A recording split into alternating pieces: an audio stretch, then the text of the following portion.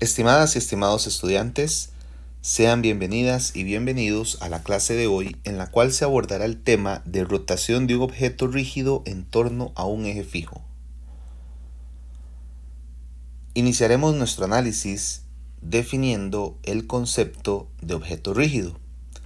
Cuando nos referimos a este tipo de objetos, estamos haciendo la relación de que son objetos que no son deformables.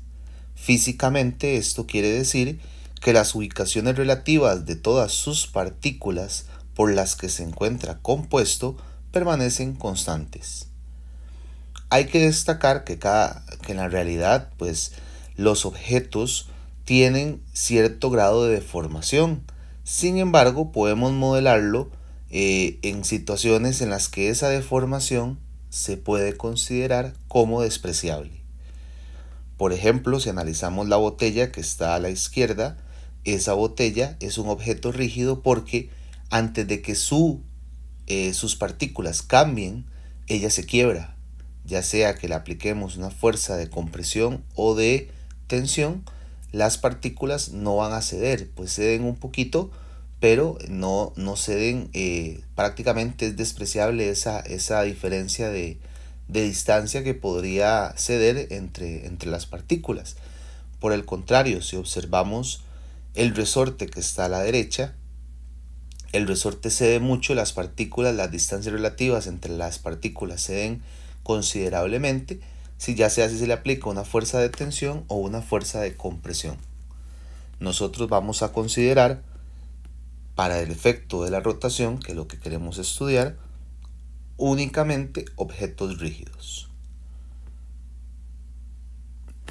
Vamos entonces a trabajar los primeros conceptos. Vamos a hacer referencia primero a la cinemática de la rotación y vamos a ir haciendo analogías con lo que es el movimiento traslacional. En comparación con el movimiento traslacional, el movimiento rotacional también va a tener una posición. A esa posición se le va a denominar posición angular. Piénsenlo de esta manera. Observen el disco que tenemos a mano izquierda. Vamos a suponer de que ese disco estamos analizándolo en t igual a 0, o sea, en el tiempo inicial. En ese preciso momento, a una distancia r del centro del disco, marcamos un punto P y le dibujamos o le trazamos una línea de referencia. Tiempo después, lo que va a suceder en t igual,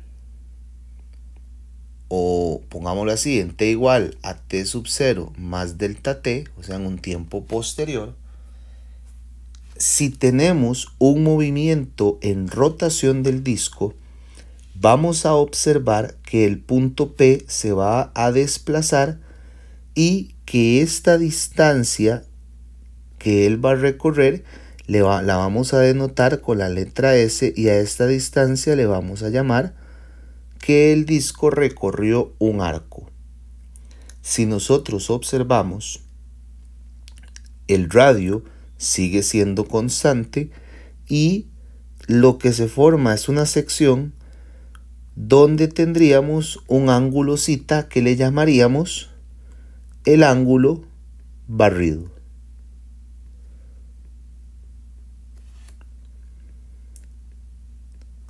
Si analizamos dimensionalmente, bueno, y claro, vamos a ponerle a este también el radio.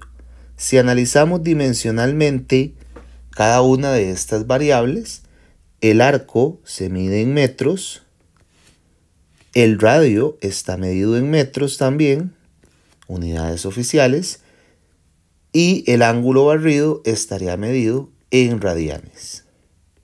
Observen que ese ángulo medido está referenciado a partir del radio inicial, que es donde estaba marcada la línea de referencia, y el radio en el segundo punto, que bueno, tienen el mismo valor los radios, no cambian. Ese arco que se forma ahí es donde está el ángulo barrido como tal. Muy bien. Esas tres variables tienen una relación. La relación es esta que se presenta en esta ecuación. El arco es igual al radio por el ángulo barrido. Antes de analizar esta relación a fondo, quiero que hagamos la comparación de lo que sería la cinemática lineal y la cinemática translacional. Si nosotros definimos en cinemática lineal una posición lineal que se mueve translacionalmente, acá también podemos definir entonces una posición angular, que sería básicamente pues cuánto ha cambiado el ángulo en un determinado tiempo. Bueno, como tal.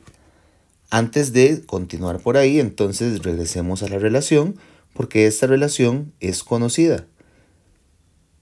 Analicemos una condición frontera de la relación, o sea, analicemos una situación que tenga ciertas condiciones.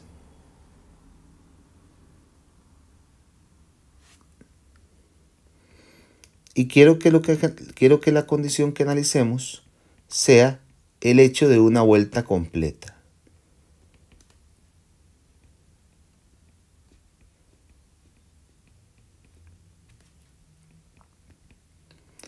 ¿Qué sucede en una vuelta completa? Bueno, a eso es lo que le vamos a denominar, bueno, la condición frontera de análisis en este caso. ¿Qué es lo que va a haber sucedido? Bueno, en una vuelta completa, S, que sería el arco, quiere decir que sería la circunferencia, el valor de la circunferencia o el perímetro. Zeta sería una vuelta completa, 2pi radianes, 360 grados, y en una vuelta completa el radio es constante, entonces pues no va a cambiar. Si nosotros sustituimos estas variables en la ecuación, tendríamos entonces, bueno, a esta le vamos a poner C, tendríamos entonces que la circunferencia, que sería el arco, sería igual al radio que es constante por 2pi. 2pi por el radio. Vean que esta ecuación es conocida, pues se ha estudiado en otros momentos para denotar el valor de la circunferencia de una trayectoria circular o el perímetro de un círculo. Muy bien. Para que ustedes más o menos entiendan que no es una expresión desconocida, sino más bien esa es la expresión más general porque me permite encontrar el valor del arco y no necesariamente me lo condiciona a que sea una vuelta completa, sino lo podría encontrar cuando se haya barrido cualquier ángulo entre 0 y 2pi, por ejemplo, para que sea menos de una vuelta, o entre 0 y más de 2pi para más de una vuelta. ¿De acuerdo? Entonces, volviendo al análisis, si nosotros tenemos una posición lineal, la podíamos representar con la letra X. X sub 0 era la posición inicial y X era la posición final. Si queríamos analizar el cambio en la posición, que lo denotábamos como desplazamiento, este valor era delta X, que era X final menos X inicial. Esto era de forma translacional, o sea, en línea recta. Podemos analizar lo mismo de forma circular. Podemos tener una sección, ya lo estudiamos, y esta sección puede tener un punto donde tengamos un ángulo inicial y tengamos un ángulo final. Este ángulo barrido se le denota con el nombre de desplazamiento angular, delta zeta. Y delta zeta es zeta final menos zeta inicial. Vean que tiene el mismo concepto que en las variables translacionales, solamente que lo que estamos cambiando en este caso es el ángulo. Ese ángulo entonces va a cambiar en un tiempo. ese tiempo en el que va a cambiar el ángulo, lo que me va a dar es una tasa de cambio. Esa tasa de cambio me va a generar, al igual que la tasa de cambio de la posición, me va a generar una rapidez. Solamente que, bueno, en la parte translacional, esa rapidez sería una rapidez o una velocidad lineal, y en este caso pues sería una rapidez angular, que es con qué tasa va cambiando el ángulo en el tiempo. Entonces, a esa rapidez angular promedio la podemos tener para un intervalo que sea promedio. La vamos a denotar como omega, esta letra griega, omega, y omega sería igual al cambio del ángulo entre el tiempo. Zeta menos zeta sub 0, ya lo vimos antes, t menos t sub 0 para el delta t. Esto para un intervalo. Podemos analizarlo para un instante del intervalo, o sea, para un punto en particular. Y en ese caso tendríamos que omega sería el límite cuando delta t tiende a 0, de delta zeta entre delta t, o lo que es lo mismo, la derivada de la función de posición con respecto a la función de tiempo. En cualquiera de los dos casos, pues tendríamos el concepto físico, ya sea de cuál es la tasa de cambio del ángulo barrido en un periodo, en un intervalo, o bien cuál sería la tasa de cambio del ángulo en un instante determinado. Esa velocidad o esa rapidez angular puede que tenga una tasa constante de cambio en el tiempo. Si es constante en el tiempo, la rapidez angular promedio y la rapidez angular instantánea pues van a tener el mismo valor. Pero podría ser de que esa tasa de cambio sea distinta en el tiempo y que esté bajo la influencia de una aceleración. Recuerden que la aceleración se define en cinemática lineal como el cambio de velocidad con respecto al tiempo. En cinemática rotacional, esa aceleración la definimos como el cambio de la velocidad angular en términos del tiempo. ¿Ok? También, de igual forma, la podemos tener para todo un intervalo, para todo un periodo, o la podemos tener para un instante determinado. Si es para un periodo, la vamos a denotar igual, en este caso, con la letra alfa, y alfa va a ser igual al cambio del ángulo, al cambio de la rapidez angular con respecto al tiempo. Delta omega entre delta t. Y delta omega es omega menos omega sub 0. Y t, delta t sería t menos t sub 0. Eso de forma promedio.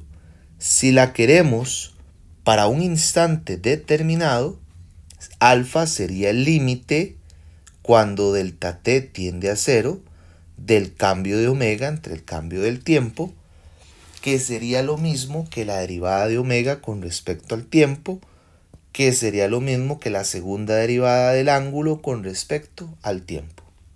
¿Ok? Igual que cómo se trabaja en cinemática lineal.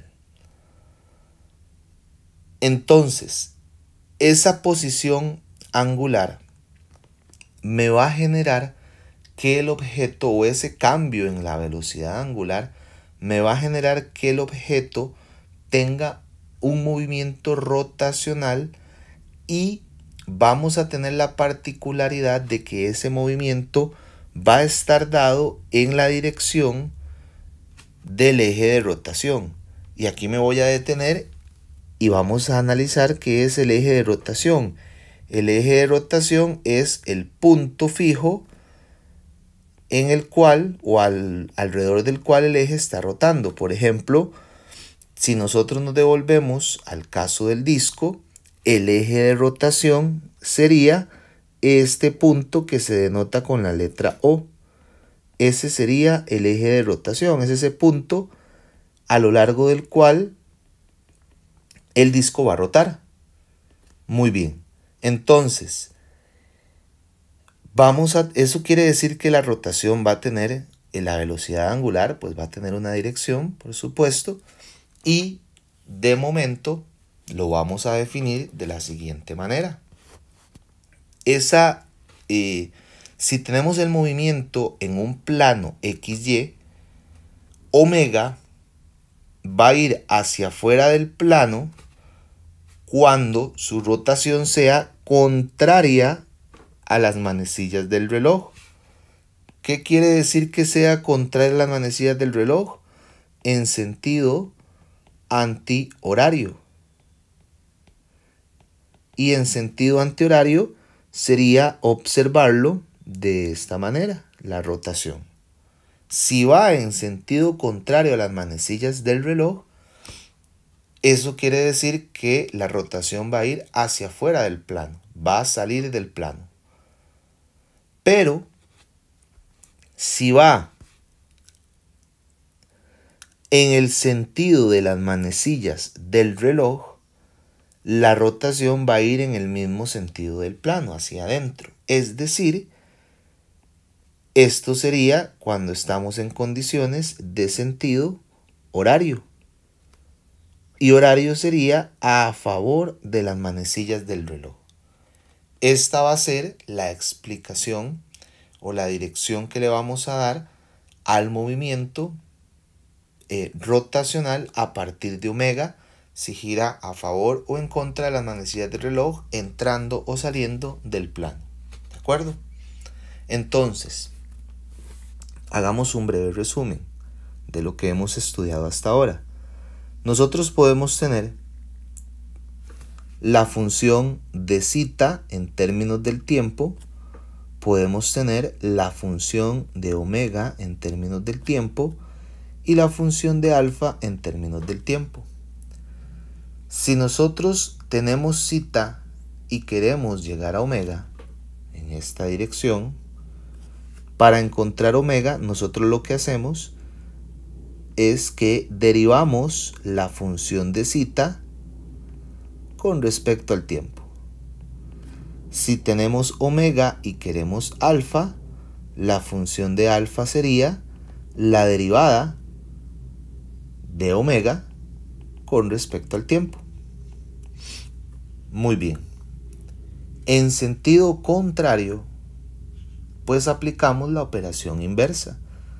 Si tenemos alfa y queremos omega, omega en términos del tiempo sería omega sub 0 más la integral de 0 a t de la función alfa por el diferencial de tiempo. Y si tenemos omega y queremos zeta, zeta en términos del tiempo sería zeta sub 0, que es la posición angular inicial, más la integral de 0 a t de la función omega por el diferencial de tiempo. ¿De acuerdo? Esta relación hay que tenerla muy clara. Vamos a resolver entonces un problema. Dice así. Es el problema 9.3. Dice: la velocidad angular de un volante obedece la ecuación y me dan el valor.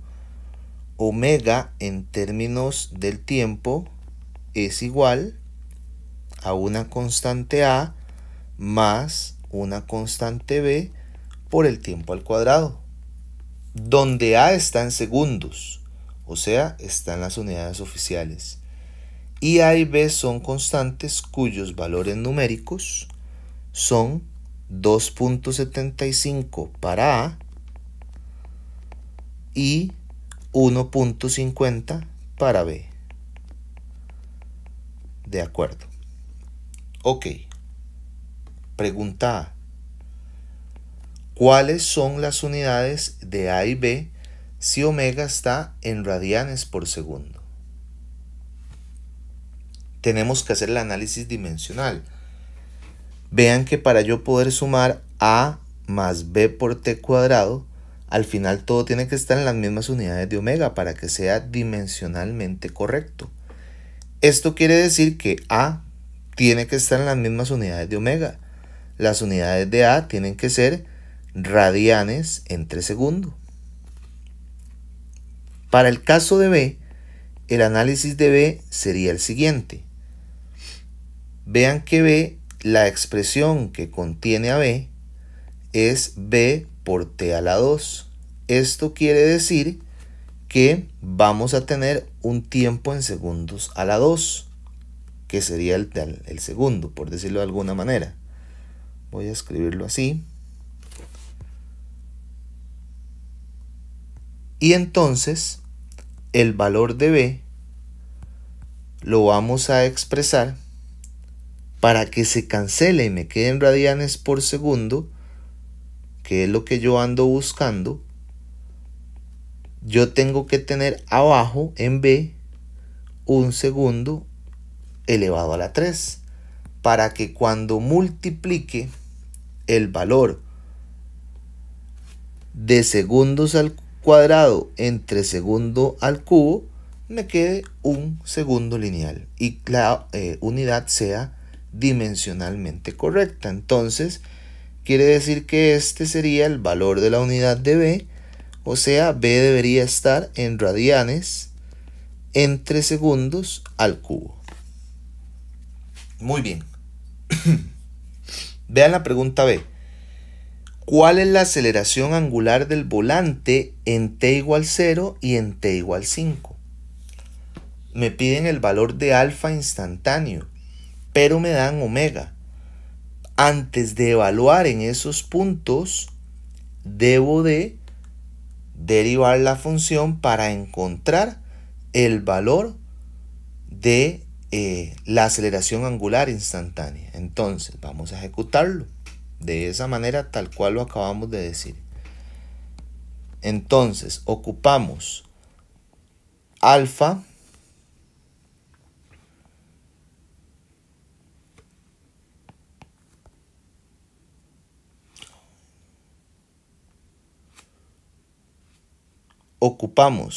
el valor de alfa.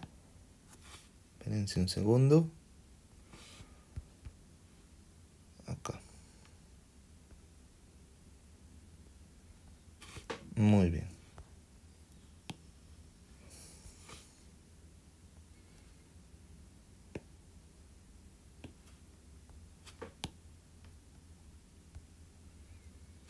Denme un momento nada más.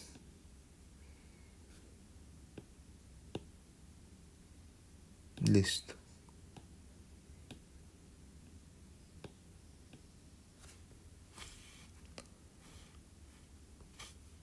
Ok. Ocupamos el valor de alfa acá.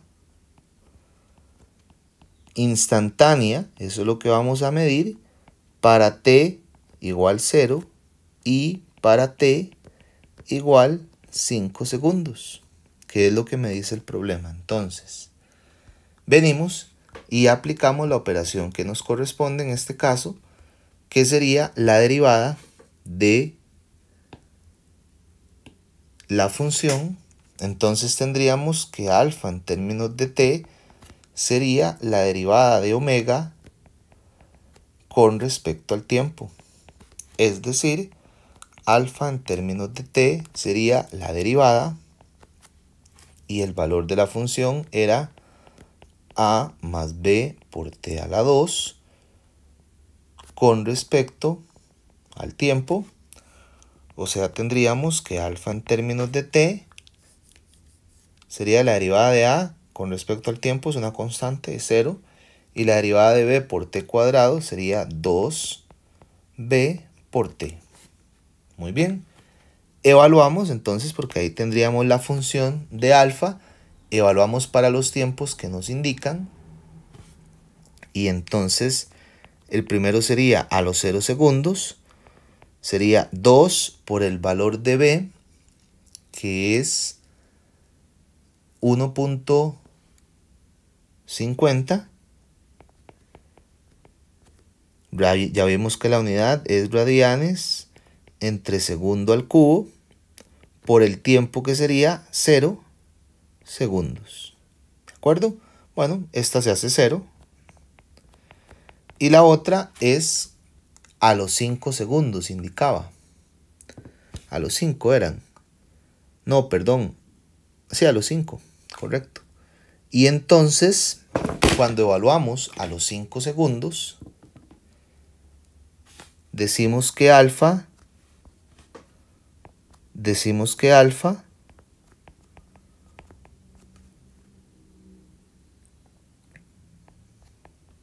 sería igual a 2 por 1.50 radianes por segundo al cubo por 5 segundos.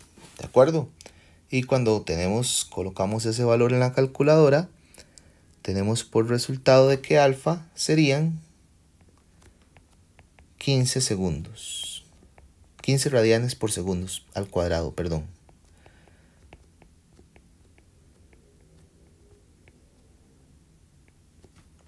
Perfecto. Ahora vamos con la pregunta C. La pregunta C dice: ¿qué ángulo gira el volante durante los primeros 2 segundos? Entonces, lo que me están pidiendo es el valor de delta zeta en los primeros 2 segundos, o sea, de T0 a T2. De T0, T sub 0 igual 0, a T igual 2. Entonces, bueno, tenía la función de velocidad angular. Para encontrar la función de posición angular era zeta sub 0 más la integral de 0 a t de omega por t por el diferencial de tiempo. Tengo que integrar. Entonces, zeta en términos del tiempo sería igual a zeta sub 0 más la integral de 0 a t y la función de omega, que es a más b por t a la 2 por d de t. Quiere decir que zeta en términos del tiempo sería igual a zeta sub 0 más, y ya esto lo puedo escribir, a, lo multiplico, ¿verdad? Por el diferencial de tiempo, a es una constante, sale de la integral de 0 a t por d de t, más b es una constante, sale de la integral de 0 a t, t cuadrado por d de t. Perfecto, ya la separé. Y entonces decimos que zeta en términos del tiempo sería zeta sub 0 más la integral de a por d de t, o perdón, la integral de la constante por el diferencial, ¿sí? Sería el tiempo en este caso. Entonces, ¿qué me quedaría? A por t evaluado desde 0 hasta t más, y la integral de t cuadrado de dt, bueno, la constante que está aquí afuera, y me quedaría t cubo entre 3 evaluado de 0 a t. Muy bien. Evaluamos para los límites de integración y me quedaría que la función de zeta en función del tiempo sería zeta sub 0 más a, y aquí me quedaría t menos 0 más b, y aquí me quedaría, bueno, podemos poner b tercios, y me quedaría t al cubo menos 0 al cubo. Perfecto. Quiere decir que la función de la posición angular en términos del tiempo sería zeta sub 0 más a por t más b tercios t cubo. Listo, ya tenemos una expresión. Evaluamos en el intervalo.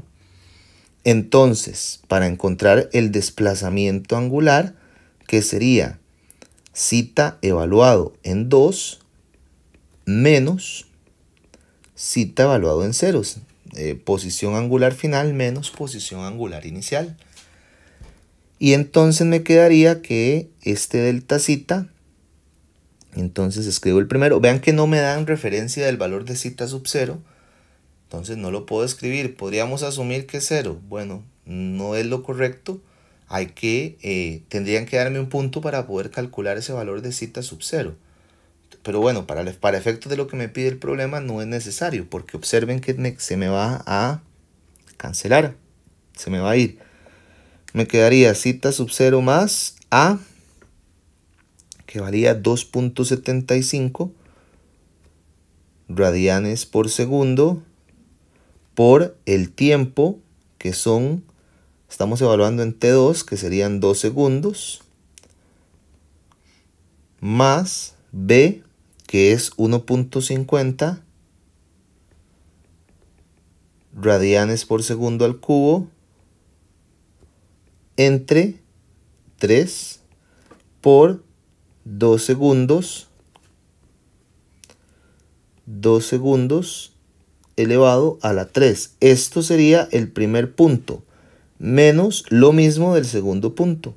Zeta sub 0 más 2.75 radianes por segundo por 0 más 1.50 radianes por segundo al cubo entre 3 por 0 a la 3. Y observen que lo que les decía, cuando este zeta sub 0, el del segundo término, sale, se me va con este porque queda uno positivo y uno negativo. Muy bien. Y cuando evaluamos eso en la calculadora, me da por resultado de que el cambio en la posición angular es de 9.50 radianes. ¿Ok?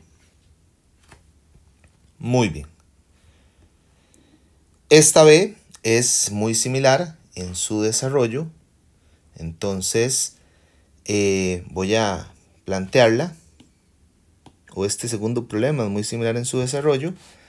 Dice: una barra sobre una bisagra parte del reposo y da vueltas con una aceleración angular, y me dan su valor. Dice que alfa, bueno, en términos del tiempo, es 10 más 6t radianes por segundo al cuadrado, donde t están segundos. Dice: determine el ángulo en radianes que recorre la barra en los primeros 4 segundos. O sea, lo que me están pidiendo es el valor de delta zeta, y el intervalo sería entre t igual 0 y t igual 4 segundos. Observen que me dice que parte del reposo. Entonces eso quiere decir, eso es otro dato que es importante tomar, quiere decir que omega sub 0 es igual a 0. ¿Qué es lo que hay que hacer acá? Bueno, lo que habría que hacer en este problema es tomar la función de alfa, integrarla. Tenemos alfa, integramos una vez para encontrar omega y volvemos a integrar para encontrar zeta. ¿Ok? Cuando encontramos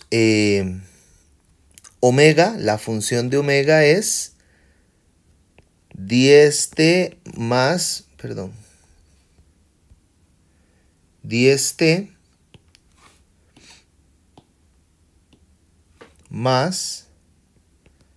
3t cuadrado, y cuando vuelven a integrar para encontrar el valor de zeta, la función de zeta sería 5t cuadrado más t cubo.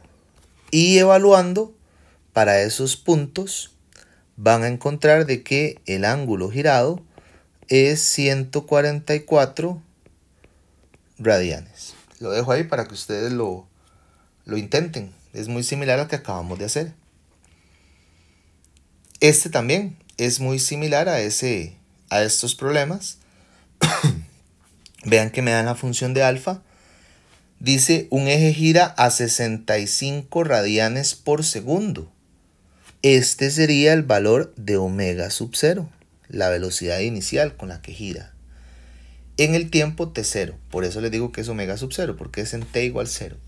De ahí en adelante su aceleración angular está dada por y me dan la función.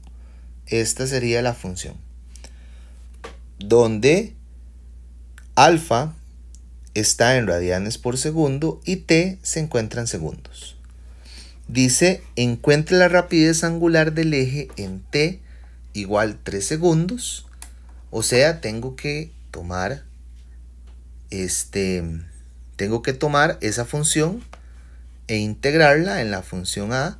Sería tomar el valor de alfa, integro, y cuando integro encuentro la función de omega, y lo que hacemos es que esta función la evaluamos en 3 segundos. Y eso les va a dar por resultado 12.5 radianes por segundo.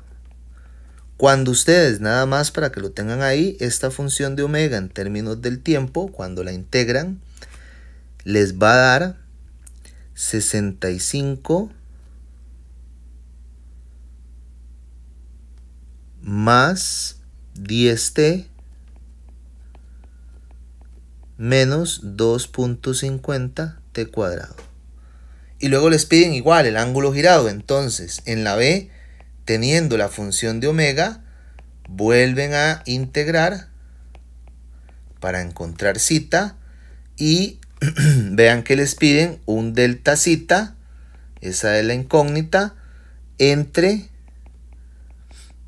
t igual 0 y t igual 3 segundos. La función de zeta en términos del tiempo que van a encontrar cuando integran es 65t menos 5t cuadrado menos 0.833 t cubo, y cuando lo evalúan en el intervalo, el delta zeta es de 128 radianes. Muy bien, vean que son problemas que tienen caracterización, estrategias de solución muy similar entre sí.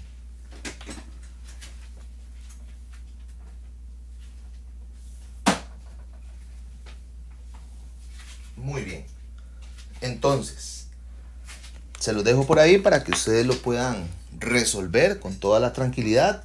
Ahí tienen las respuestas, tienen el esquema del procedimiento para que también puedan ustedes realizarlo. Ahora bien, podemos tener una condición particular y es el hecho de que la aceleración angular no cambie en el tiempo, sino más bien de que la aceleración angular sea constante en el tiempo. Si la aceleración angular es constante en el tiempo, estamos en presencia de algo muy similar a la aceleración lineal constante. En este particular, pues a este tema podríamos hacer una analogía bastante certera y bastante cercana a lo que era el movimiento translacional con aceleración angular constante, que eran aquellas ecuaciones de cinemática que se utilizaban en esta condición. Bueno, en este particular podemos tener, vean ustedes que de forma translacional íbamos a tener velocidad inicial, íbamos a tener velocidad final, aceleración tiempo y también íbamos a tener el cambio de posición.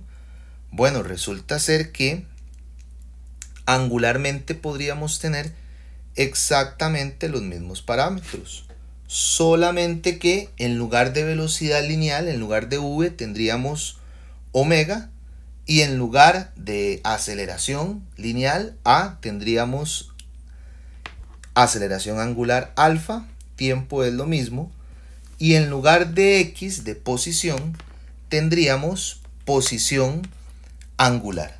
¿Ok? Vean que la analogía con ese tema es totalmente directa, las ecuaciones son exactamente iguales y podríamos entonces utilizarlas para resolver problemas. ¿Cuándo utilizamos estas ecuaciones? Bueno, estas ecuaciones se utilizan cuando tenemos un problema que diga que la aceleración angular es constante. ¿Ok? Perfecto. Veamos entonces un caso de estos.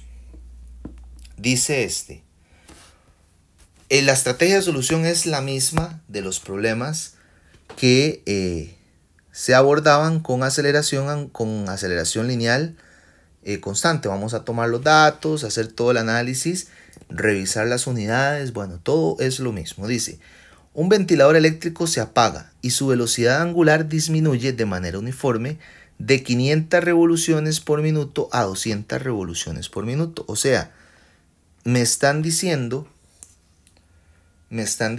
que omega sub 0 es 500 revoluciones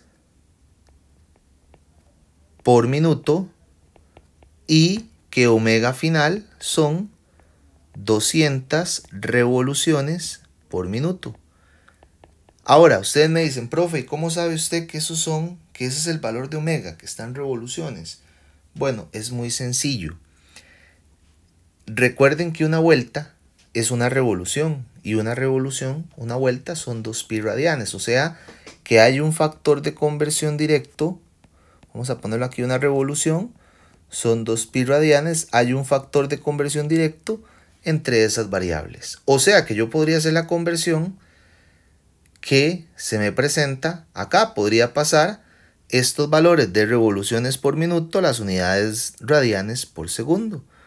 Una revolución, 2 pi radianes y un minuto, 60 segundos. Y ya lo tengo en las unidades oficiales.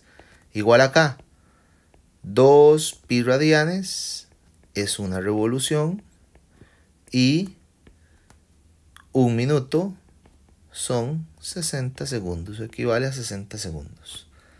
Vean que yo puedo hacer perfectamente ese análisis. Revoluciones se cancelan, minutos se cancelan y me quedan radianes entre segundos. ¿Ok? Colocamos eso en la calculadora y tendríamos que el primero es de 8.33. Bueno, pero lo tengo en revoluciones por segundo. Bueno, porque vean ustedes qué interesante el problema. Incluso yo hice algo que está un poco de más.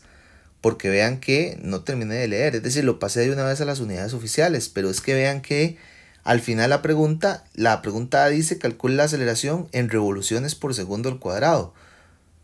O sea, que yo más bien no ocupo pasar las revoluciones, sino que más bien lo que ocupo es nada más convertir el tiempo. Bueno, ya vimos cómo se hace la conversión. Podríamos dejarlo por ahí. Entonces déjenme ver un momento para terminar de colocarlo de forma correcta según las unidades. Esto es estratégico.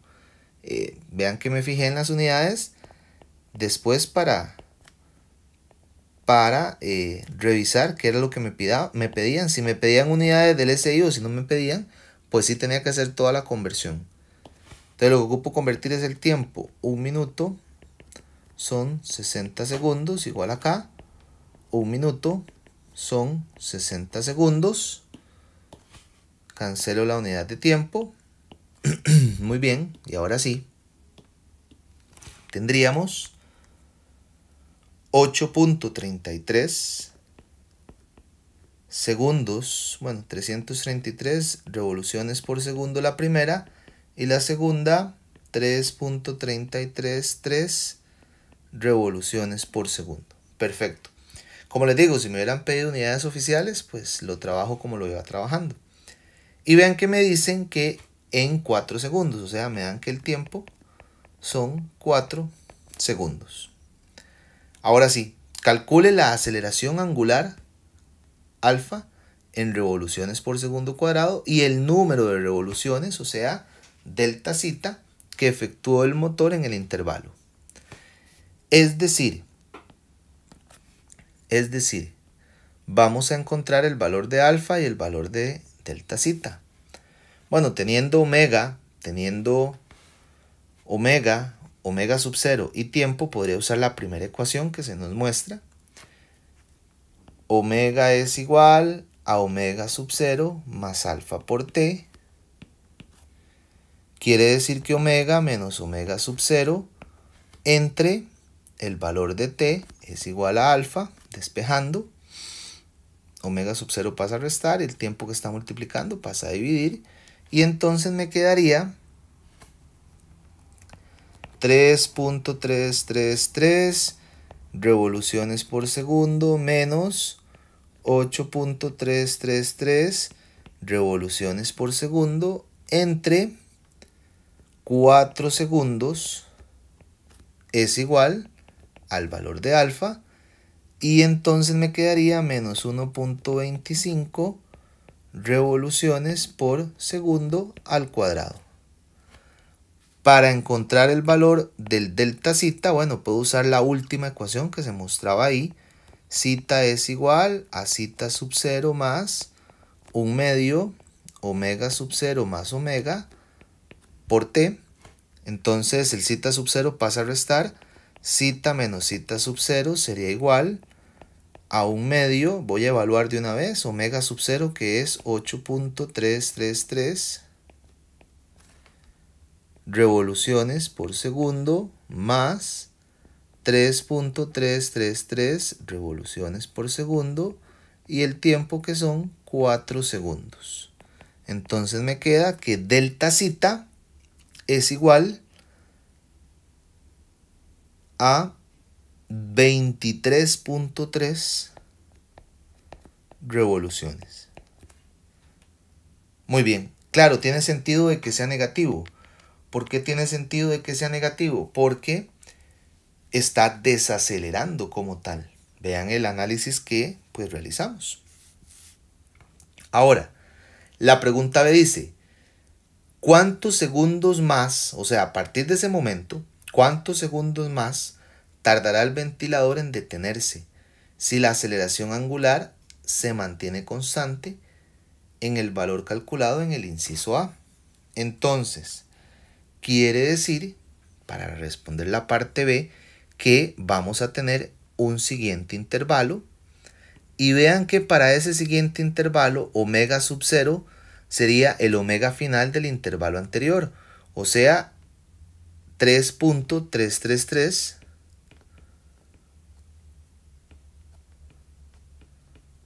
revoluciones por segundo, y el omega final de este intervalo sería 0. Alfa sigue siendo la misma, dice que es constante, 1.25 revoluciones por segundo al cuadrado, y lo que me estarían pidiendo es cuánto es este nuevo tiempo. ¿De acuerdo? Esas serían las variables. Entonces, con la misma primera fórmula podemos hacer el cálculo, nada más que ahora despejamos para el tiempo. Omega, bueno, el nuevo omega es igual a omega, nuevo omega sub 0 más alfa por el nuevo tiempo. Omega sub 0 pasa a restar, entonces lo pasamos a restar, y el alfa que está multiplicando pasa a dividir, y me quedaría el valor del tiempo. Y evaluamos, serían 0 menos 3.333 revoluciones por segundo entre menos 1.25 revoluciones por segundo al cuadrado. Y evaluamos, y me da que serían 2.67 segundos. ¿Ok? Muy bien, vean que estos problemas son muy parecidos a los problemas de cinemática lineal. Vean, por ejemplo, dice: la velocidad angular de una rueda de molino es de 24 en T0, dice, o sea, la velocidad inicial es de 24 radianes por segundo y tiene una aceleración angular constante de 30 radianes por segundo al cuadrado. hasta que un interruptor de circuito se abre en 2 segundos. A partir de ese momento, la rueda gira 432 radianes con aceleración angular constante hasta detenerse. ¿Ok? Muy bien, entonces son dos intervalos, ¿verdad?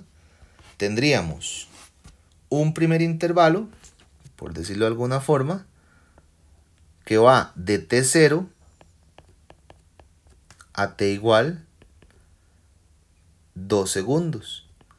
En este particular tendríamos, bueno, omega sub 0, que serían 24 radianes por segundo, y alfa para este intervalo, que es 30 radianes por segundo al cuadrado. A partir de este momento, la rueda va a girar, pero va a cambiar la situación, porque dice que en este pedacito que está acá, el cambio del ángulo, el giro, es de 432 radianes. Y que la aceleración angular es constante hasta detenerse, o sea, que el omega en este punto es 0. Observen, la velocidad angular final aquí se convierte en la velocidad angular del siguiente tramo. La final a los 2 segundos es la inicial de ese mismo periodo. Entonces hay que calcular en la pregunta A qué ángulo total giró la rueda entre este 0 y el instante. O sea, hay que calcular para este pedacito el valor. Hay que calcular el valor de delta zeta y de sumarlos, los dos. Y después, ¿en qué tiempo se detiene? Hay que calcular. Esta es la primera pregunta. Esta es la A. La B, hay que calcular el tiempo de este intervalo, pero para calcular ese tiempo, bueno, ocuparía el valor de omega sub 0 de acá, que lo podemos calcular con los datos la primera parte del enunciado, con estos, porque tenemos todos los datos. Con eso encontramos ese nuevo tiempo. Y la pregunta C, ¿qué aceleración tiene en el intervalo de frenado? O sea, la segunda aceleración, pero ya tendríamos absolutamente todos los datos. Bueno, esa es más o menos la parte de ejecución. Y para este problema tendríamos que, les voy a dar las respuestas, igual ya lo tenemos montado para que ustedes lo puedan resolver. El primero, voy a ponerlo aquí de este lado, el A, delta zeta es 108 radianes. En el B, el valor de el tiempo es de 10.3 segundos. Y en el C, el valor de la nueva aceleración en el frenado es menos 8.16 radianes por segundo al cuadrado. Ok, para que ustedes lo puedan ejecutar. Por acá hay otro. Vean que la extracción de datos es muy importante, ya lo que nos queda después es la aplicación de las ecuaciones. Vean, este dice, una pieza de una máquina gira a una rapidez angular de 0,060 radianes por segundo. Entonces, este sería el valor del omega sub 0. Luego dice, luego se incrementa su rapidez a 2.2 radianes por segundo. Este sería el omega final. Con una aceleración angular, este sería el valor de alfa, de 0,70 radianes por segundo al cuadrado. Dice A, encuentre el valor del ángulo que rota la pieza antes de alcanzar esta rapidez final. Entonces me piden el valor de delta zeta, pues con esos términos de ahí podría utilizar la segunda ecuación que aparece en el problema, en los enunciados, es decir, omega al cuadrado es igual a omega sub 0 al cuadrado más 2 por alfa, for zeta menos zeta sub 0, que eso sería delta zeta, y ustedes encontrarían el valor que es de 3.5 radianes. Vean que estos problemas son bastante sencillos. La B dice, si tanto la rapidez angular inicial como la final se duplican, o sea, ahora me dicen que el nuevo omega sub 0, la nueva omega sub 0 es 2 veces el original. La final también se duplica, el omega final es 2 veces el original. Y la aceleración es la misma, la aceleración es 0,70. ¿En qué factor cambia el desplazamiento angular? Cuando me piden en qué factor, lo que quiero es calcular, lo que me están pidiendo es cuánto es el nuevo delta zeta con respecto al delta zeta original. Entonces calculo el nuevo delta zeta, hago la relación y este factor me va a dar que es de 4. ¿Ok? Muy bien. Perfecto. Para que ustedes los trabajen un poquito y logren encontrar ahí los valores que corresponden. Ahora, vamos a analizar la relación que existe entre las variables angulares y las variables rotacionales. Partimos del hecho de que el valor para cualquier tipo de movimiento, de que el arco descrito es igual a r por zeta. Entonces, nosotros podemos derivar esta expresión en términos del tiempo. Si derivamos, me quedaría la derivada del arco con respecto al ddt, sería igual. Ojo, el r no depende del tiempo, el r era constante, entonces es una constante, sale de la derivada. Y el ángulo sí dependía del tiempo, entonces me queda la derivada de zeta con respecto al tiempo. Si nosotros analizamos esa expresión de ds contra ddt, no es otra cosa sino que una velocidad lineal, la velocidad en el borde, la velocidad tangencial, la velocidad con la que cambia la velocidad en el borde del radio. Es tangencial porque, claro, sería perpendicular al radio, porque por un efecto inercial, si la cuerda se rompe, si fuera una cuerda, por ejemplo, o si fuera, pongámoslo más bien como un trozo de barro que está girando, si la velocidad supera la fuerza que podría generar hacia el centro, la fuerza centrípeta, saldría disparado linealmente. Por eso nos damos cuenta que esa velocidad en el borde es tangencial, es un asunto inercial. Y la derivada de zeta con respecto al tiempo ya la estudiamos, ese es el valor de omega.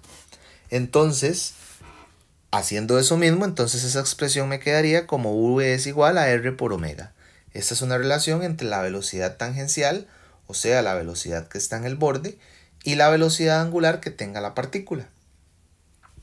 Podemos volver a derivar esta expresión.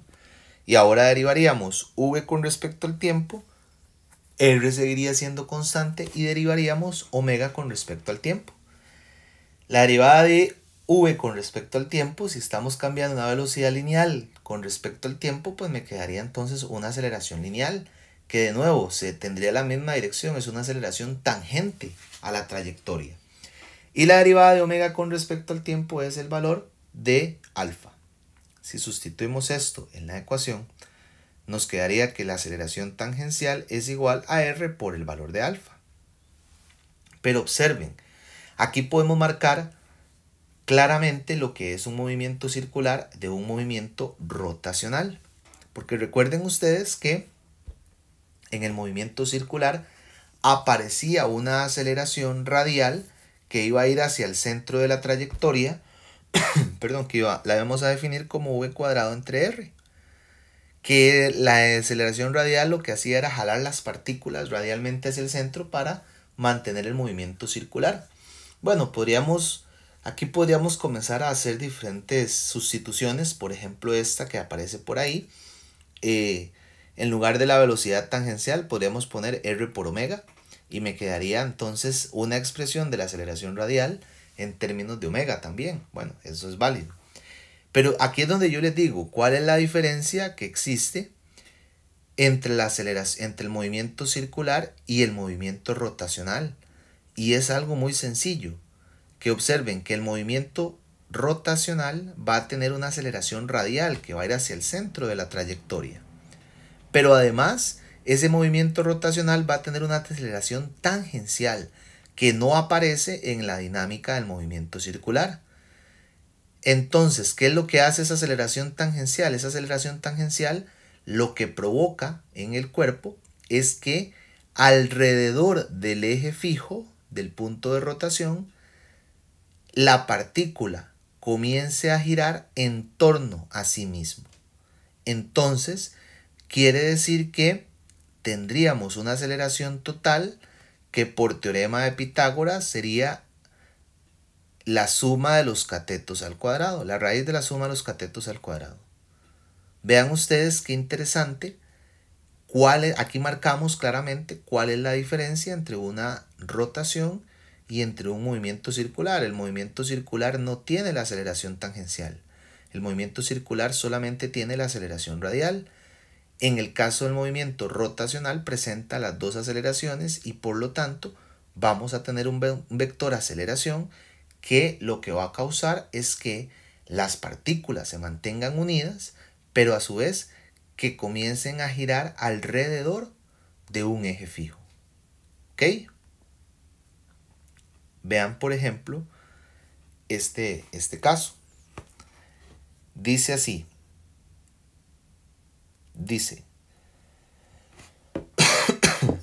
usted está diseñando un eje cilíndrico giratorio para levantar cubetas de cemento de 800 newton de peso, desde el suelo hasta una azotea a 78 metros sobre este. Las cubetas se colgarán de un gancho en el extremo libre de un cable que se enrolla en el eje. Al girar las cubetas ascienden. ¿Qué diámetro debe tener el eje para levantar las cubetas con una rapidez constante de 2 centímetros por segundo mientras gira a 7.5 RPM? RPM son revoluciones por minuto. Entonces, aquí sí vamos a trabajar en términos de las unidades del sistema internacional, las unidades oficiales.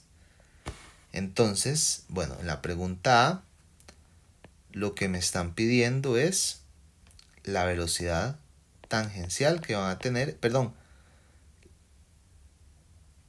sí, la velocidad angular más bien, que queremos que tenga la cubeta.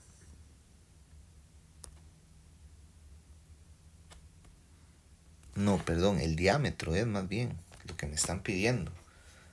Porque me dan el valor de V, vamos a marcarlo, y el valor de omega. Listo. Lo que sí tenemos que hacer es hacer la conversión. Y entonces, claro, ustedes me dirán, profe, pero no hemos hablado del diámetro, ¿no? Pero hemos hablado del radio. Y la relación es que el diámetro es el doble del radio. Entonces, pero antes decimos que 75 revoluciones por minuto es válido escribirlo como RPM. Una revolución, 2 pi radianes. Y ahora sí, un minuto son 60 segundos. Y también hay que convertir esos 2 centímetros que están por ahí, 2 centímetros por segundo, a metros por segundo. 1 centímetro, 10 a la menos 2 metros. Vean ustedes que a nivel dimensional vamos a tener revoluciones se cancelan, minutos se cancelan y centímetros se cancelan. ¿Ok? Este sería 0.0, bueno, 200 metros por segundo. Y el de arriba serían, vamos a ver, ese número de arriba sería, yo les voy a dar ese cálculo.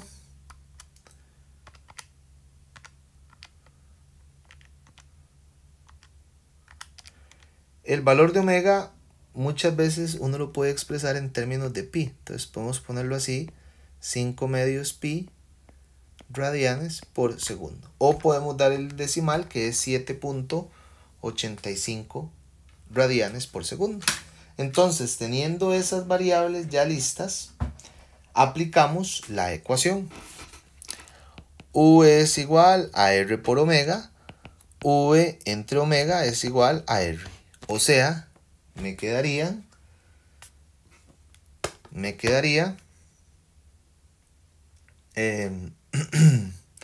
0.0200 metros por segundo entre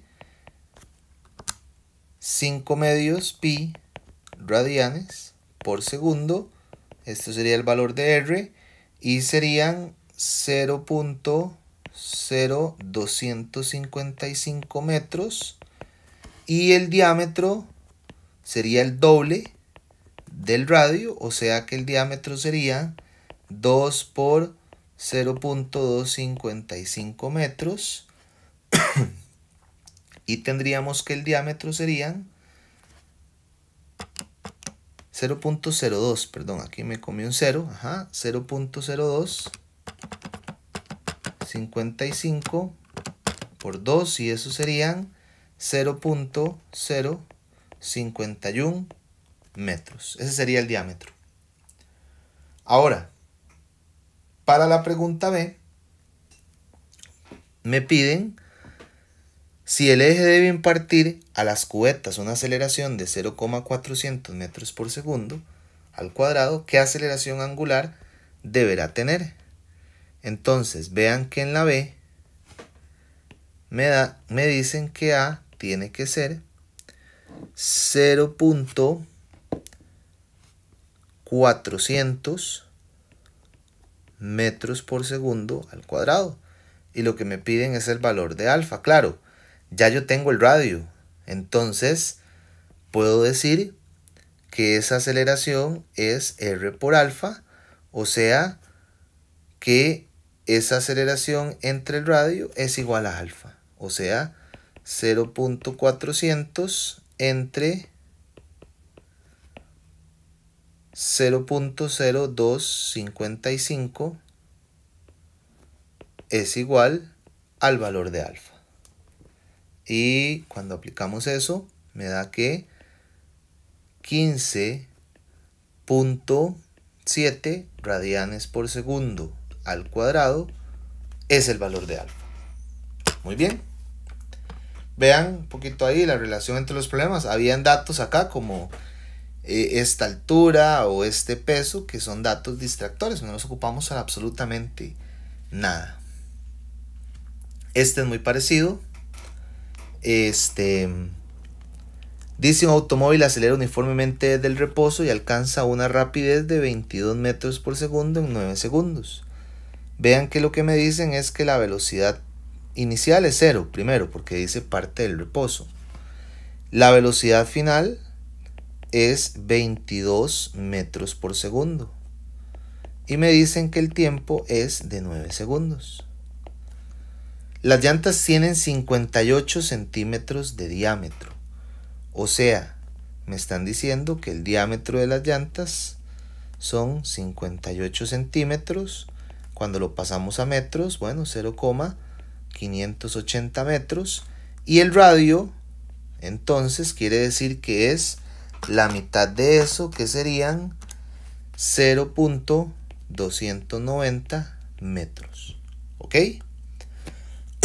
Dice, pregunta A, encuentra el número de revoluciones, o sea, me están pidiendo que encuentre durante el intervalo el valor de zeta, el valor de delta zeta, es lo que me están pidiendo.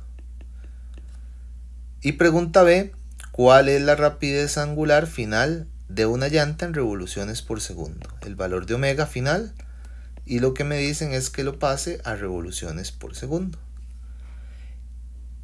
Entonces, vean ustedes que yo tengo las velocidades lineales, que son estas que están acá, y tengo el tiempo. Yo puedo decir que cada velocidad lineal es R por omega, o sea que V entre R es igual a omega. Para la primera no hay problema, porque la primera, si V sub 0 es 0, omega sub 0 es 0. Para la segunda, de hecho que esta es la pregunta B, ¿cuánto es la velocidad angular final de una llanta? Entonces la pregunta B sería, omega final serían 22 metros por segundo entre el valor del radio, que eran 0.290 metros. Con esto tengo el valor de omega final. esa es la pregunta B de incluso. Sería de 121 revoluciones. Bueno, en radianes por segundo serían 75.9 radianes por segundo, pero me lo piden en revoluciones por segundo, entonces hago la conversión. 75.9 radianes por segundo, una revolución son 2 pi radianes y me quedaría que es 12.1 revoluciones por segundo. Esa sería la B. Ahora con los datos de la B calculo la A, porque pues tendría velocidad inicial, velocidad final, tendría tiempo y me piden el valor del ángulo. Entonces yo puedo escribir que delta zeta es igual a 1/2 omega más, omega sub 0 más omega por tiempo. Y tengo todas las variables. Utilizo la velocidad estratégicamente. Omega sub 0 es 0 y la velocidad final la utilizo para que me den las revoluciones como 12.1 revoluciones por segundo y el intervalo eran 9 segundos. Y cuando calculo con esto el valor de ese intervalo de delta zeta me dan 54.3 revoluciones. Entonces, vean que la estrategia de solución es muy similar a lo que hemos venido trabajando. ¿Ok? Este otro es muy parecido, lo voy a dejar para que ustedes lo intenten. En este particular, la respuesta de la A, que es la aceleración angular, es menos 4.1 radianes por segundo al cuadrado, y la respuesta de la B es el tiempo, que es 7.6 segundos. Muy bien, para tener ahí, para que ustedes lo resuelvan y tener claridad en cada una de las variables. Perfecto. Vamos a pasar ahora a lo que son los cálculos del momento de inercia. El momento de inercia es una propiedad que tienen los cuerpos rígidos, o en general, realmente el momento de inercia no solamente es de un cuerpo rígido, sino podría ser de cualquier masa puntual también. Bueno, para un cuerpo rígido es esa propiedad que presentan los cuerpos como resistencia a la rotación. Es similar al concepto de inercia traslacional, con la diferencia de que la inercia traslacional no se puede medir. La inercia rotacional, esa tendencia a evitar la rotación, sí se puede medir. En términos matemáticos, ese momento de inercia es el límite cuando delta m tiende a 0 de r cuadrado por delta m, o lo que es lo mismo es r cuadrado por la integral de r cuadrado por el diferencial de masa. ¿Ok? Si tenemos un objeto en una, en 2 o 3 dimensiones, podemos ejecutar esa expresión. Si tenemos en una dimensión, vamos a utilizar un auxiliar o una variable para hacer una sustitución, que en una dimensión es la densidad lineal de masa, que lo representamos con la letra lambda, que sería d de m entre d de r. Si el objeto es en una dimensión y es homogéneo o dice que es uniforme, lambda es constante y sería la masa de todo el objeto entre su longitud, como lo muestra la primera fila. En la segunda fila de 2 dimensiones, es decir, un objeto con superficie, utilizamos la densidad de masa superficial. Usamos el auxiliar sigma, que sería igual al diferencial de masa con respecto al diferencial del área. Y si es uniforme o si es homogéneo, sigma es igual a la masa total entre el área. Y si es en 3 dimensiones, utilizamos la densidad del material, que se representa con la letra griega ρ, y ρ es igual a d de m entre d de v. Si el objeto es uniforme o es homogéneo, ρ es constante y sería toda la masa del objeto entre todo su volumen. ¿De acuerdo? Hay valores ya establecidos para los momentos de inercia. por ejemplo los que en esa tabla, quiero que noten que indican que los valores del momento de inercia se están midiendo en el centro de masa. ¿Ok? ¿Qué es el centro de masa? Es el punto donde el objeto presenta menor inercia. ¿Ok? Para efectos de la inercia, ¿verdad? Vean que están medidos, pero quiero que demostremos uno. Por ejemplo, este dice, use la ecuación, ¿verdad? La que vimos antes para calcular el momento de inercia de una varilla delgada uniforme con masa m y longitud L alrededor de un eje en un extremo perpendicular a la varilla. ¿Ok? Ese es el dibujo que tendríamos. Entonces, vean ustedes que me dice que la varilla es uniforme. Lo primero que yo noto es que lambda es igual a m entre L. ¿Por qué uso lambda? Porque sería el auxiliar de masa lineal, porque es una línea la varilla.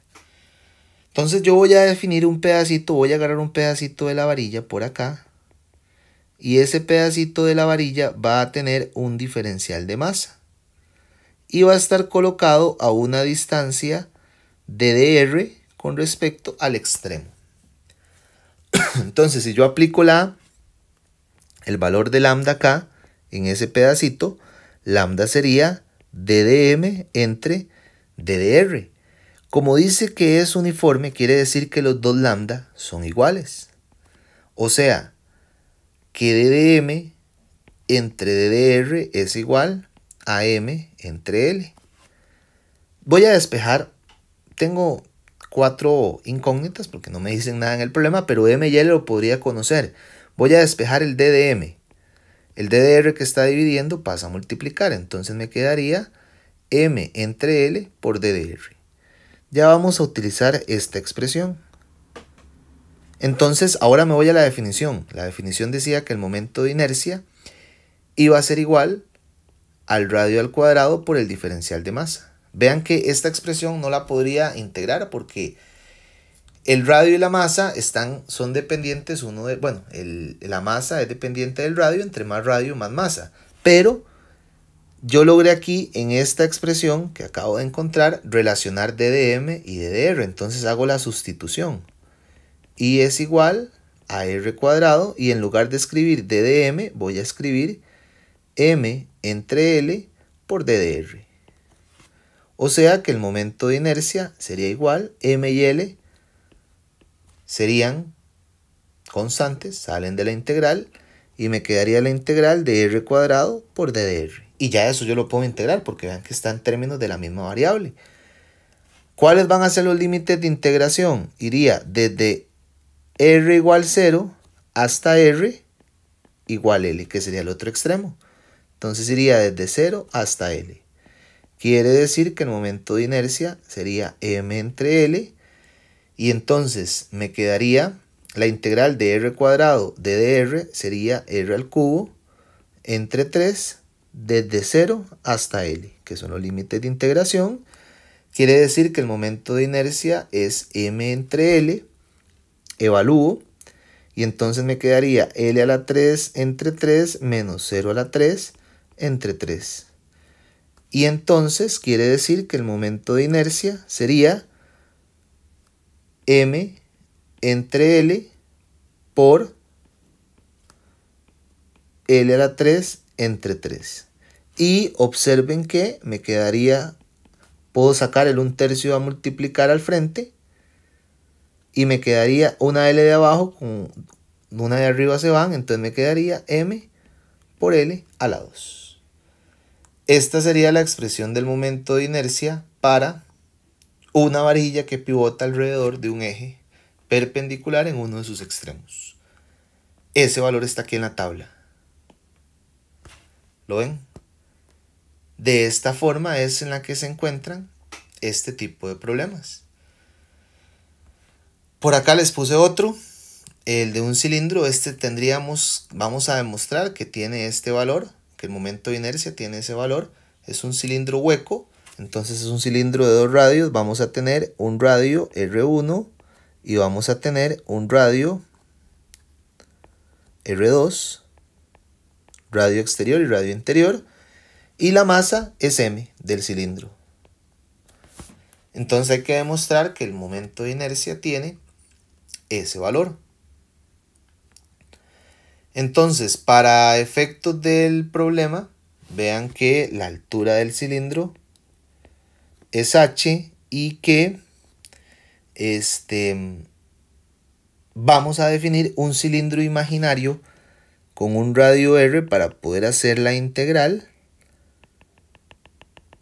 que esté entre R1 y R2, que sea esa la condición. Si nosotros tomamos la definición, ¿verdad?, del volumen de ese cilindro imaginario, sería pi por r al cuadrado por h. Si derivamos ese volumen con respecto al radio, me quedaría 2πr por h. Entonces, esta expresión, bueno, quiere decir que ddv sería 2pi por r por h por d de r. Si yo tomo esta expresión, que es el volumen del cilindro, y entonces me voy y digo, bueno, la densidad es igual a ddm entre ddv. Y entonces quiere decir que la densidad por ddv es igual a ddm. Y entonces quiere decir que la densidad por el valor, la densidad del cilindro, ¿verdad? La densidad y el ddv, que sería esto que tengo acá, 2πrh ddr es igual a ddm. Y ya teniendo esa expresión montada, ya yo puedo decir que el momento de inercia es r al cuadrado por ddm. Y en lugar de ddm escribo esa expresión. O sea que el momento de inercia sería r al cuadrado, y en lugar de escribir ddm, ρ por 2pi por r por h por ddr. Y aquí pues ya lo que puedo sacar son todas las constantes. Porque ρ es constante porque es uniforme. Ok, es homogéneo, dice. 2pi es constante, entonces puedo ir escribiendo 2pi, ρ, h es constante, es la altura del cilindro, y me queda r cuadrado por r, me quedaría r cubo de dr. Y ya yo ahí puedo integrar. Incluso, si yo, bueno, puedo integrar desde R1 hasta R2, que serían los límites de integración, desde el radio interno hasta el radio externo. Y cuando integro y evalúo ya en los límites, me da que el momento de inercia es 1 medio pi por ρ por h, R2 a la 4 menos R1 a la 4. Ya integrando y haciendo los límites, evaluando los límites. Esto es una diferencia de cuadrados, entonces yo puedo expresar que el momento de inercia es 1 medio pi ρ por h, y aquí tendría R2 a la 2 más R1 a la 2 y R2 a la 2 menos R1 a la 2. ¿Ok? Y ojo, porque la densidad del cilindro es la masa entre el volumen. Nada más aquí como para tenerlo claro, del cilindro real. Es su masa entre el volumen. Pero el volumen sería el volumen externo del cilindro externo menos el volumen interno. O sea que la masa sería pi por h, el volumen externo sería pi por h por el radio externo a la 2, que sería el radio 2 a la 2, y el interno sería pi por h por R1 a la 2. O sea que me quedaría m entre pi por h R2 a la 2 menos R1 a la 2. Sustituyendo esta expresión de ρ acá, entonces me quedaría que el momento de inercia es 1 medio pi, y en lugar de ρ puedo escribir m entre pi por h R2 a la 2 menos R1 a la 2 por h por R2 a la 2 más R1 a la 2, R2 a la 2 menos R1 a la 2. Y observen que ya aquí he llegado a una expresión lo suficientemente desarrollada como para cancelar. Este se nos va con este y este se van, este y este se van, y me queda que el momento de inercia es igual a 1 medio por m, R2 a la 2 más R1 a la 2, que esta es la expresión que venía acá. ¿De acuerdo? Vean ustedes que esa es la forma en la que se trabajan los momentos de inercia. Yo sabía que en este caso era un volumen porque el cilindro tiene 3 dimensiones. Por acá vienen otros problemillas. Aquí aparece un concepto que es el concepto de el momento de inercia de lo que se consideran masas puntuales. Cuando nos hablan de masas puntuales, el momento de inercia de la masa puntual es m por r al cuadrado, ¿de acuerdo? Ese es el valor del momento de inercia. Si tenemos varias figuras en el sistema, pues lo que hacemos es sumar los momentos de inercia de cada uno de ellos, multiplicando la masa de cada una por el radio de cada una. En este caso, bueno, pues los radios, si estamos midiéndolo con respecto al centro, pues serían esta parte. Si ustedes observan, esto es un triángulo, este sería el radio, como es un cuadrado, es decir, todos los lados van a tener, o es un rectángulo, todos los radios van a ser iguales. Tendríamos que, bueno, es un cuadrado la figura, esto sería 0.200 y esto sería 0.200, o sea que el valor del radio es la raíz cuadrada de la suma de los catetos al cuadrado. Para encontrar el radio, porque me piden que encuentre el momento de inercia alrededor del punto O, ¿verdad? De cada una de las figuras. Y entonces, para el caso del A, porque me dan cada una de las condiciones, voy a darle las respuestas para que ustedes lo puedan ejecutar. En el caso de A, el momento de inercia es 0.0640 kilogramos por metro cuadrado. En el caso de B, el momento de inercia es 0.0320 kilogramos por metro cuadrado. Y en el caso de C, el momento de inercia es igual, 0.0320 kilogramos por metro cuadrado. Como les digo, es con esa expresión que les mencionaba. Este también es muy parecido. ¿Ok? Entonces,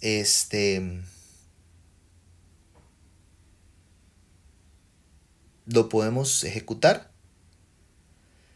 Y en este particular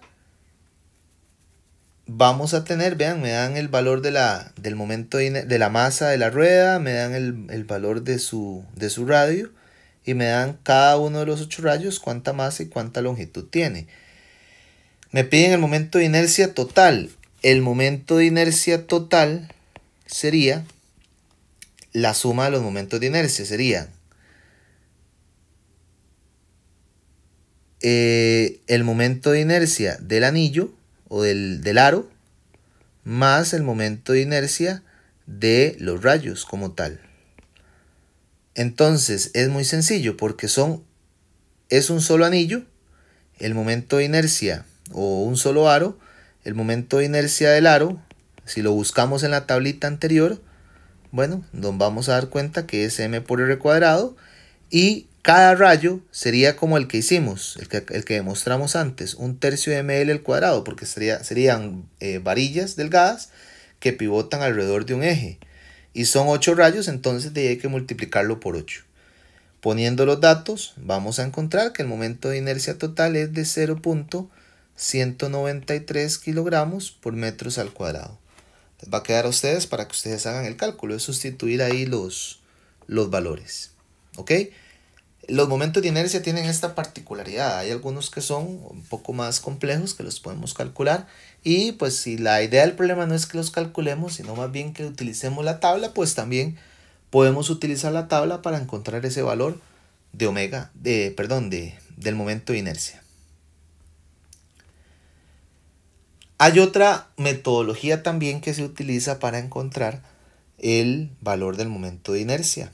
Y es un teorema que se llama el teorema de los ejes paralelos. El teorema de los ejes paralelos consiste en conocer el momento de inercia en el centro de masa y agarrar un eje de rotación y desplazarlo lateralmente a una distancia d, tal como se ve ahí en la figura. El nuevo momento de inercia sería el momento de inercia que tenía en el centro de masa más la masa por el diámetro, por la distancia que se separó, que se desplazó el eje de rotación al cuadrado. Entonces vean por ejemplo, dice, el momento de inercia de una barra rígida uniforme de longitud L y masa M que pivota en torno al eje perpendicular a la barra ubicado en su centro de masa es 1/12 ml cuadrado. O sea, tenemos esto. Esta es la barra, está pivotando alrededor de este punto. Ese sería el centro de masa donde hay menor resistencia y es 1/12 ml cuadrado.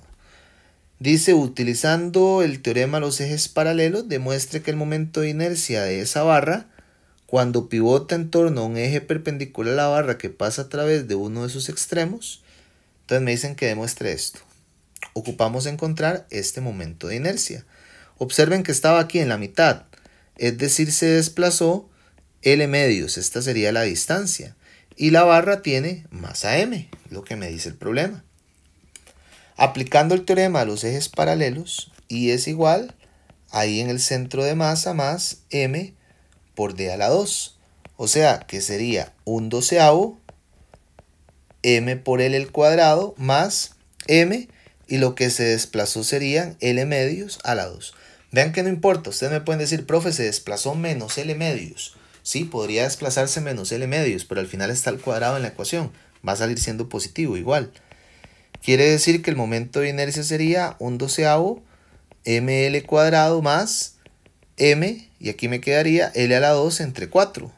O sea que el momento de inercia sería 1/12 ml cuadrado más 1/4 ml cuadrado, ya puedo sumar porque tienen el mismo factor literal, 1/3 ml cuadrado. Que vean que fue el mismo de antes, ¿verdad? Este problema, que había que demostrar esto.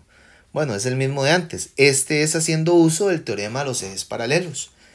La desventaja que uno podría pensar que tiene es que necesariamente tenemos que conocer el momento de inercia en el centro de masa. Si no conocemos el momento de inercia en el centro de masa, pues no podemos hacer ningún cálculo porque no podemos aplicar el teorema.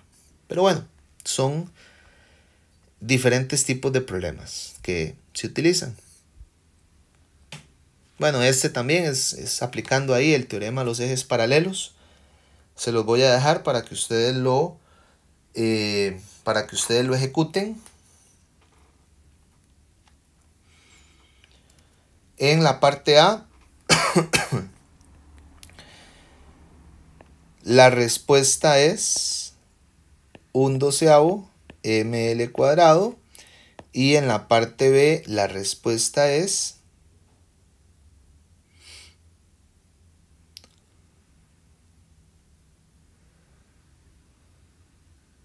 igual 1/12 ml cuadrado.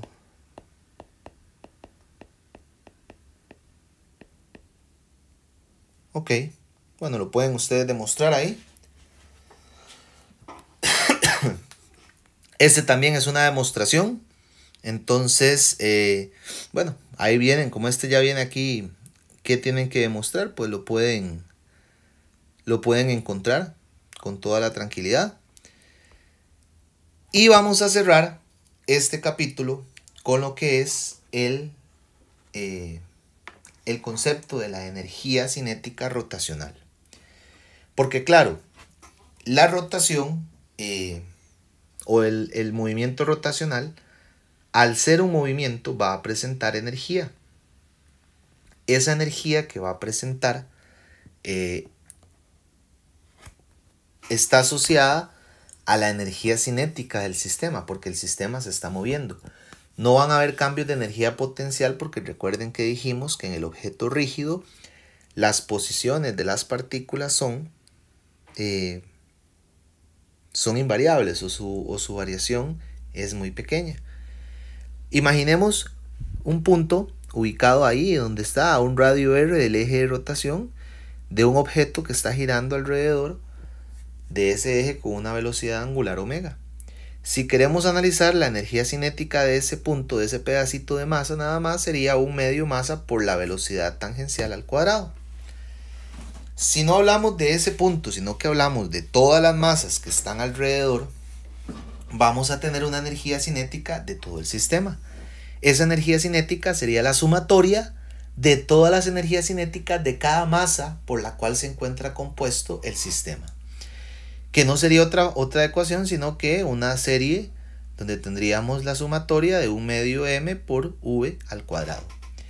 Sustituyendo en esa expresión v, para ponerlo en términos de omega, tendríamos que v es r por omega. Si sustituimos eso en esa expresión, observen que me queda K del sistema es igual, en la segunda línea de ecuaciones, a un medio sumatoria de m por r por omega cuadrado. Distribuimos el cuadrado y reacomodamos. Vean que me quedaría m por r cuadrado. Y m por r cuadrado, ya lo escribimos antes, sería la sumatoria de m por r cuadrado sería el momento de inercia del sistema. Porque recuerden que m por r cuadrado era el momento de inercia de cada una de las partículas, de las masas puntuales. ¿Cómo definimos masa puntual? Bueno, masa puntual, para dejarlo ya totalmente claro, masa puntual lo definimos como una masa que está girando y que la condición que tiene es que el radio de giro es mucho más grande que la masa. Entonces ella se puede considerar como un punto en la rotación. Entonces quiere decir que la energía cinética rotacional, entonces haciendo todas las sustituciones, me quedaría como un medio por el momento de inercia del sistema por el valor de omega al cuadrado. Esa sería la energía cinética rotacional.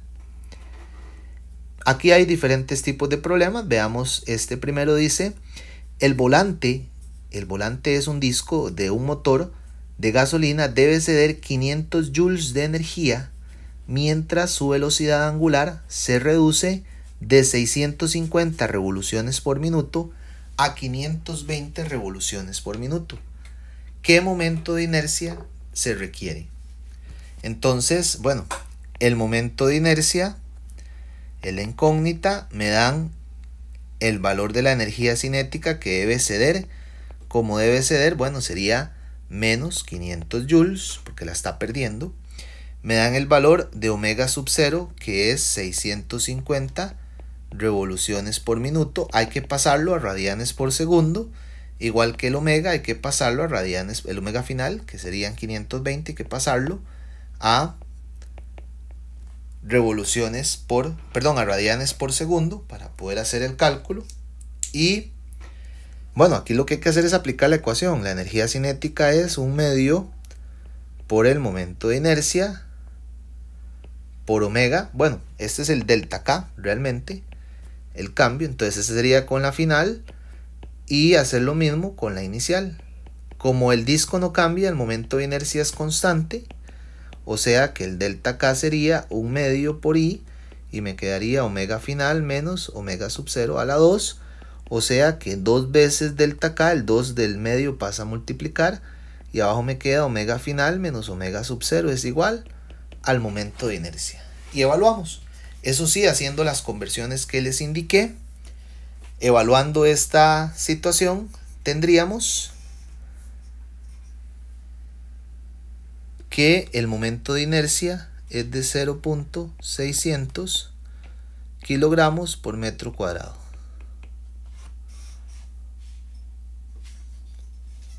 Ok.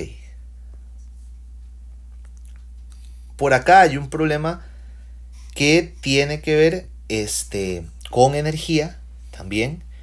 Vean ustedes que en este caso, este problema me va a permitir a mí hacer el cálculo por consideraciones de energía de la caída de la masa, pero a diferencia de los problemas de energía en movimientos traslacionales, aquí tengo que considerar la rotación del sistema. Vean lo que dice: un alambre ligero y delgado se enrolla alrededor del borde de una rueda.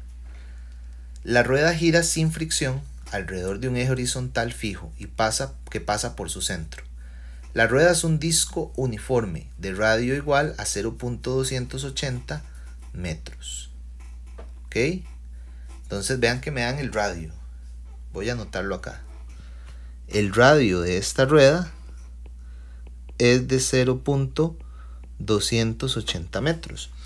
Del extremo libre del alambre que se encuentra suspendido un objeto de masa m igual a 4.20 kilogramos. El sistema se libera desde el reposo y el objeto desciende con aceleración constante una distancia de 3 metros en 2 segundos. Este sería el delta y el tiempo en el que sucede eso son 2 segundos. La pregunta es, ¿cuál es la masa de la rueda? Entonces, si nosotros queremos hacer un análisis, podemos hacer un análisis de energía con las condiciones que se me presentan en el problema. ¿Ok? Entonces, para hacer ese análisis de energía, vamos a tener que, vamos a resolver así de esta forma. El cambio de energía mecánica del sistema sería 0. Entonces la energía mecánica final menos la energía mecánica inicial sería igual a 0. Ojo, la energía mecánica final, si nosotros definimos aquí abajo como el nivel de referencia, al final la masa llegó al nivel de referencia, entonces la energía potencial de esa masa sería 0, la gravitacional. Pero observen que al final la masa se va a mover y el disco se va a mover. Entonces tendríamos la energía cinética traslacional de la masa más la energía cinética rotacional del disco. Y al inicio, que está en reposo, decía, entonces no hay energía cinética, pero la masa chiquitita está a una altura. Entonces esa masa tendría energía potencial gravitacional únicamente. Y eso sería igual a 0. Quiere decir que aquí tendríamos un medio por la masa pequeña por v al cuadrado más un medio por el momento de inercia por omega al cuadrado menos m por g por el valor de la altura que le llamamos delta y esto es igual a 0. Y aquí tendríamos un medio por la masa por v cuadrado más un medio, ojo, el momento de inercia de un disco, un medio m por r cuadrado. Y omega cuadrado, recuerden, v era r por omega, o sea que v entre r es igual a omega. Bueno, aquí le llamamos r mayúscula. Y entonces quiere decir que v entre r al cuadrado, y ya esto lo podemos igualar a m por g por delta y. Y observen que esa velocidad tangencial, que la comparte la cuerda y la comparte la rotación del disco, yo la puedo calcular, la velocidad en este punto, haciendo uso de las variables cinemáticas que yo tengo aquí de la caída de esta masa. Teniendo esas variables, podríamos decir, bueno, que delta y es igual a un medio v menos v sub 0 más v por t. Y de aquí yo puedo despejar. Quiere decir que 2 veces delta y entre el tiempo, v sub 0 es 0, es igual a la velocidad. Entonces eso me lo puedo traer para acá. Bueno, puedo trabajar un poquito esto, ¿verdad? Voy a despejar un poquito. Un medio por un medio m por r a la 2 por v a la 2 entre r a la 2, hago la sustitución, es igual a m por g por delta y menos un medio m por v cuadrado. Este 1 medio lo voy a pasar el 2 a multiplicar al otro lado de una vez. Entonces me queda un medio mr cuadrado por v a la 2 entre r a la 2. Bueno, ya esto me lo puedo quitar de encima. Es igual a 2mg por delta y menos 2 por 1 medio es 1 m por v cuadrado. Y entonces aquí me queda un medio m v cuadrado es igual a 2mg delta y menos mv cuadrado, y voy a despejar m, que es lo que me están pidiendo. El 2 lo voy a mandar a multiplicar otra vez, entonces m es igual, 2 por 2 serían 4mg delta y menos 2mv cuadrado entre v cuadrado, y pues ya ahí podría evaluar. Voy a hacer una sustitución más, entonces me queda que m es igual, voy a escribirlo así, a 4mg delta y entre v cuadrado menos 2m. Listo. Dividí el denominador, y teniendo claro que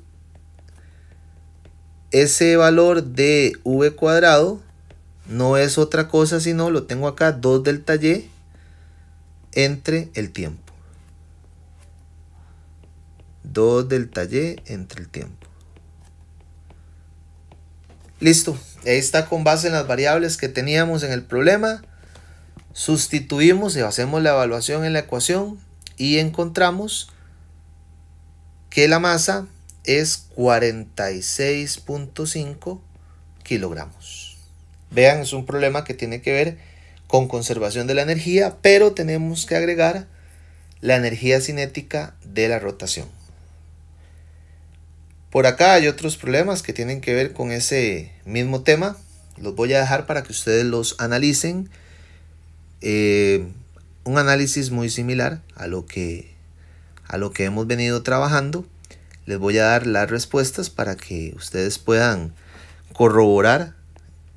La pregunta A, hacemos igual, conservación, y van a encontrar que el cambio en la energía potencial gravitacional es menos 0.882 joules. En la pregunta B van a encontrar que el valor de omega es 5.42 radianes por segundo. En la pregunta C van a encontrar que la velocidad, con la relación R por omega, que la velocidad es 5.42 metros por segundo. Y van a encontrar en la D que la velocidad final o la velocidad vertical es de menos 4.43 metros por segundo. Conservación de la energía igual, es muy parecido. Este otro también, vean, la máquina de Atwood, también podemos hacer consideraciones energéticas para encontrar su valor. En este caso, la respuesta que van a encontrar es que la velocidad es de 5.72 metros por segundo. Hay que hacer igual un instante inicial, un instante final, y analizar cuándo hay energía potencial, cuando la polea está rotando hay energía cinética rotacional. Bueno, en fin, es un análisis bastante similar. Y en este, pues también es bastante similar. La primera pregunta dice ¿qué momento de inercia total tienen los discos? Entonces, pues ya lo vimos que el momento de inercia, como el de los aros, que era la suma, entonces sería el momento de inercia del disco 1 más el momento de inercia del disco 2. El momento de inercia de los discos serían 2.25 por 10 a la menos 3 kilogramos por metro cuadrado. Y en la pregunta B, que lo que me piden es qué rapidez tiene cuando se cuelga del disco más pequeño.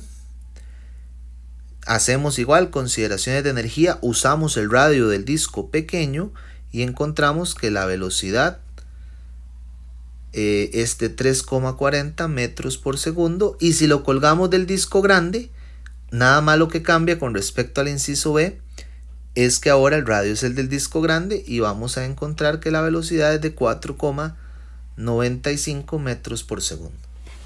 La estrategia de solución es muy similar a las que venimos trabajando con conservación de la energía.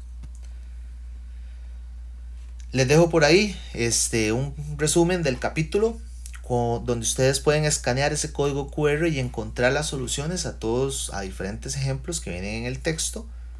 Y un ejercicio práctico, un problema práctico que viene en ese hipervínculo, que es una varilla, en ese código QR, perdón, que es una varilla delgada uniforme que está girando. De mi parte es todo por hoy, nos vemos en la próxima.